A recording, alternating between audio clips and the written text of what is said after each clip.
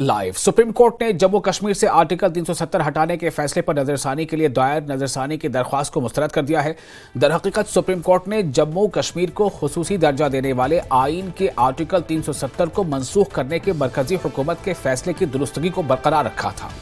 Supreme court ने आईन में जम्मू कश्मीर से मुतालिक आर्टिकल 370 के बारे में अपना फैसला सुनाया था। सुप्रीम कोर्ट ने अपने फैसले में मरकजी हुकूमत के फैसले को बरकरार रखा था और आईन के आर्टिकल 370 को हटाने के फैसले को दुरुस्त माना था। इससे कबल 5 अगस्त 2019 को मरकजी हुकूमत ने जम्मू कश्मीर से मुतालिक आईन के आर्टिकल 370 को मनसूख कर दिया था। इस फैसले के खिलाफ 23 दरख्वास्तें दायर की गई थी।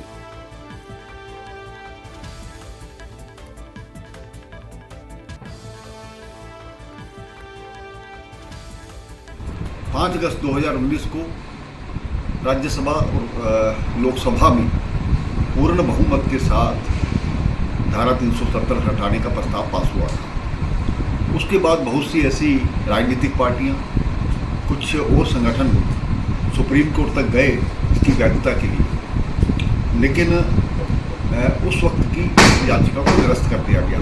आज पुनर्विचार करने की जो याचिका थी, सुप्रीम कोर्ट ने उसको निरस्त किया है। स्वाभाविक बात है कि ये लोग हवा में तीर मार रहे हैं। एक वैध तरीके से कानून के तहत इसको निरस्त किया गया। उन लोगों के मुंह पर यह तमाचा है जो बार बार जाकर के अदालतों का दरवाज़ा खड़काते हैं और अदालतों का समय बर्बाद करते हैं। इन लोगों को सबक लेना चाहिए कि धारा 370 ना तो कभी वापस आएगी, और जिसके कारण से हमारा वाल्मीकि समाज हो, हमारे वेस्ट पाकिस्तान रेफ्यूजीज़ हो, हमारी बेटियां जो बाहर जिनकी शादी हो जाती थी, गोरखा समाज हो, इनके अधिकारों को छीना जाता था। आज धारा 370 के बाद यहाँ पर डेवलपमेंट भी बढ़ी है, शांति व्यवस्था भी बनी है। ये जो लोग इस प्रकार की कोशिश करते हैं उनको घर बैठना चाहिए, ना कि लोगों को गुमराह करना चाहिए। आर्टिकल 370 पे दो चीजें थी, लैंड प्रोटेक्शन और जॉब प्रोटेक्शन, जो जम्मू कश्मीर की असेंबली भी कानून ला सकती है अगर जम्मू कश्मीर में आज़ाद साहब चीफ मिनिस्टर बने। तो ये पार्टियां बेवकूफ़ बनाती आ रही हैं और इन्होंने इलेक्शन में बेवकूफ़ बनाया।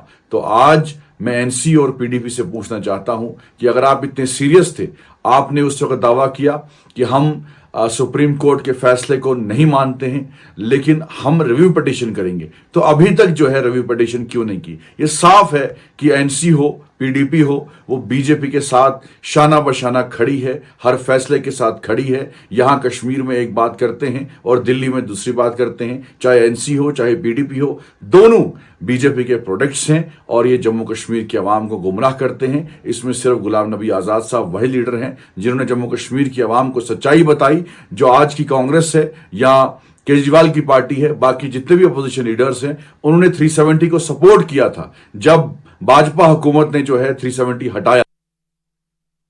आर्टिकल 370-35(a) के रिव्यू पिटीशन को जिस तरीके से ऑनरेबल सुप्रीम कोर्ट ने मुस्तरद कर दिया, इससे साफ जाहिर होता है कि उसकी कोई बुनियाद ही नहीं थी इंडियन कॉन्स्टिट्यूशन में।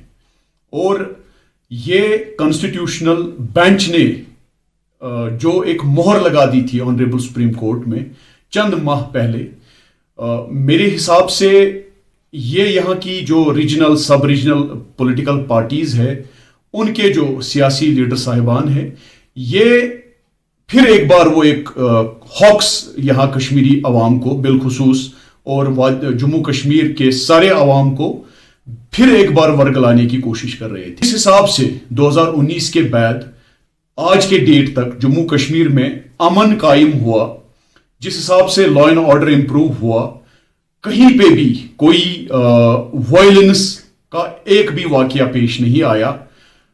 हमारे नौजवान जो है वो गलत रास्तों पे नहीं गए, हमारे नौजवान जो है वो पत्थरबाजी में गोली के शिकार नहीं हुए, पैलेट के शिकार नहीं हुए। कुल मिलाकर जो आर्टिकल 370-35(a) का जो एक हॉक्स रखा था हमारे यहाँ की रीजनल सब रीजनल पार्टीज ने, और उसी पे पिछले 75 साल जम्मू कश्मीर को रूल किया।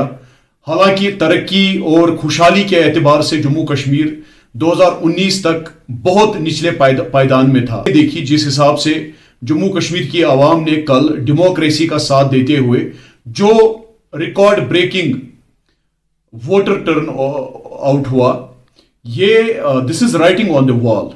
तो मेरे हिसाब से ये एक खुशाइन बात है, हमें वेलकम करना चाहिए।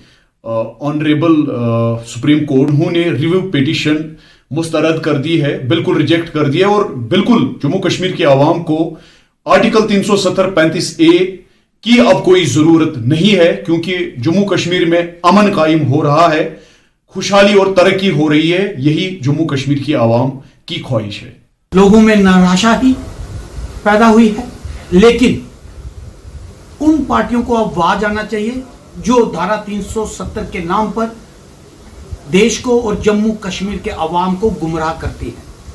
हमारी पार्टी ने पहले भी साफ किया था कि धारा 370 को वापस लाने के दो ही तरीके हैं, एक संसद द्वारा और दूसरा माननीय सुप्रीम कोर्ट द्वारा।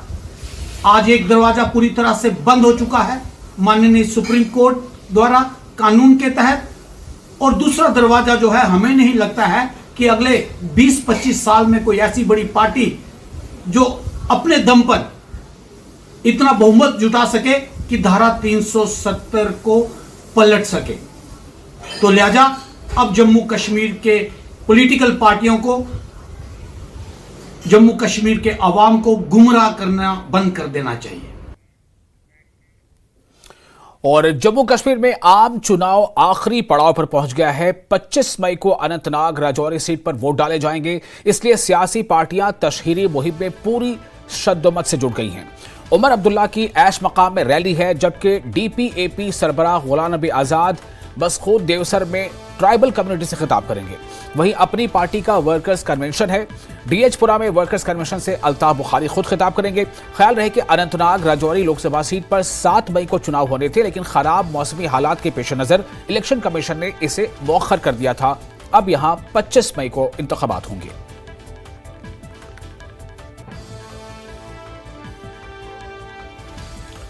और लद्दाख लोकसभा सीट पर 20 मई को हुई पोलिंग फीसद के हवाले से ताज़ा अपडेट है। इलेक्शन कमीशन के मुताबिक लद्दाख पार्लिमानी हल्के पर मजमूई वोटिंग फीसद 71.82% दर्ज की गई है। जारी करदा अपडेट के मुताबिक लेह जिले में 67.14, जबकि करगिल जिले में 76.15% पोलिंग हुई है। लद्दाख में कांग्रेस के सेरिंग नामग्याल और बीजेपी के ताशी ग्याल सिंह के बीच सीधी टक्कर बताई जा रही है, जबकि इस पे एक तीसरा एंगल बन रहा है इंडिपेंडेंट उम्मीदवार हाजी हनीफा जान की वजह कर।